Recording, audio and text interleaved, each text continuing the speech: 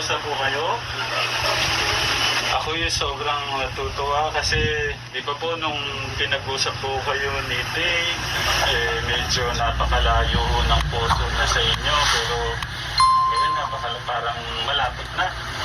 So, isa sa pinag-pray ko na yung pagkatao po ni Dave ay mabuo, no, sa pamamagitan no natin at sana magtuloy-tuloy. So, nanay, pagkakataon mo na to na siyempre sa daming nagmahal at magmamahal pa sa ating panganay at gusto ko po mahingi po yung side po nyo kasi alam ko lahat po ng problema o dumadaan na problema sa atin ay minsan pagsubok lang pero minsan parang bumibigay ho tayo at sabi ko nga parang kay Dave siguro hindi nyo po masyadong napagganitan pa yung mga dumaan na problema kaya po naguluhan po kayo. So pagkakataon nyo na nanay para magpaliwanag po.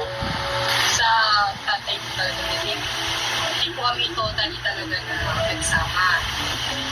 Kumbaga po, naging kami, parang isang beses lang po talaga yun. Tapos, hindi ko po alam talaga na magbubuntis po ako noong kay Dave. Kasi, nung lamang ko po ng araw, nasa basay ko po siya. Tapos, nung pinukuha ko siya, ayaw na po sumama sa akin. Kung po wala po na, hindi ko na po siya napabayaan ko na rin po.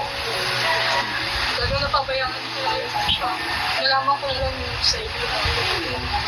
Nagulat talaga ako nung sinabi ng mga kaibigan ko, anak ko nung, di ba ako naniwala talaga nung kasi hindi ko pa nakikita yung mukha niya eh. Tapos sinerch ko nga po yung yung ko wala ako. But yes. Yun po sinabi. Yun sinabi sa kanya. Nakita ko siya sa bus. Ayun, sumama sa akin. Ay, ganun po ako. Ayun. So, nung hindi pa po siya napupunta kay Kuya Martin, hindi po ba kayo gumawa ng way para... Yung hinanap ko nga po siya. Ang nalaman ko po na sa kapatid ko siya. Kaya nung pinukuha ko na po siya, ay hanggang sa namatay po yung kapatid ko na umahan nag-aalaga sa akin. So, Wala na pa akong naging balita kay Dinala ko yun sa inyo po.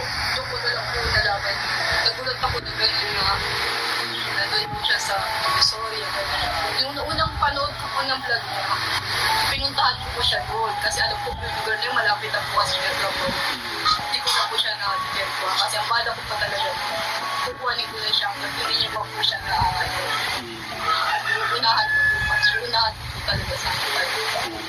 Yung nalaman ko ako na magpupunta kayo pala. Doon na po ako nagtako.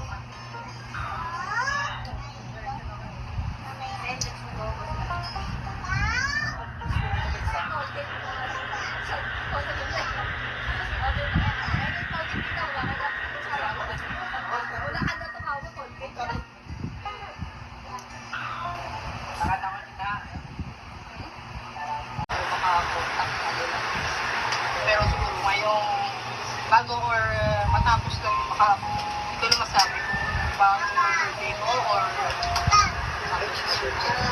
pero kausap mo? So, yun guys lang. So, okay na napunta po si mama ngayon. And then, mamaya guys, may pupuntahan po kami ni mama. So, then, may nakantay lang po kami. Ang isa pa pong kapatid ni mama, no? So, thank you ulit pa sa oras po. Thank you guys so much sa pagmamahal. At supportan niyo po si channel natin na sige na lang po balang tuloy.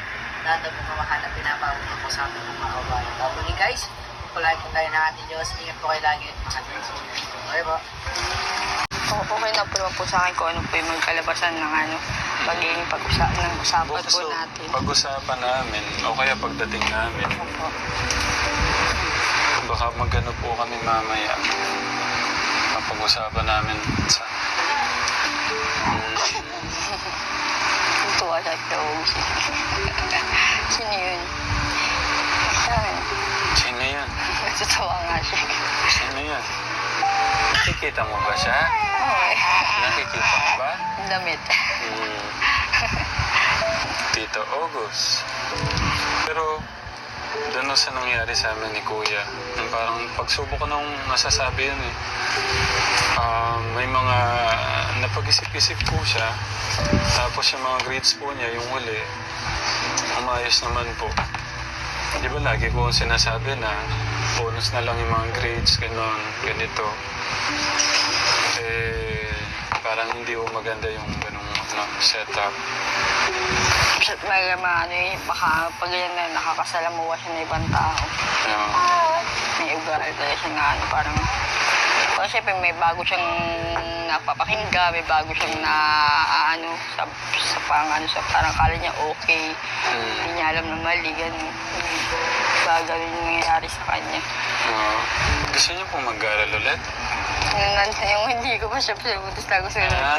Kasi gusto ko maging teacher eh. Teacher talaga gusto. Parang magiging teacher pala ako. Ilang taon na po ba kayo, Nay? 36. Bata pa. Pwede pa, Nay. Sabi nga nasa ALS daw, pinapasok para sa ko sa kanila. Huwag na lang ka ako. May anak na ako eh. Pero papa ko din nag-graduate, papa ko. Saan po? Sa ALS, papa ko. Grade 4, lang siya, elementary siya, tapos nung pinasok siya, matanda na rin siya, bago siya namatay, nakagraduate pa siya.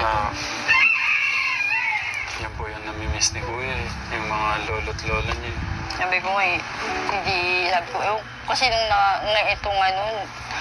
yung namatay kasi yung mama nito, nung kinakasama ko, namatay, bago lang, ito lang taon.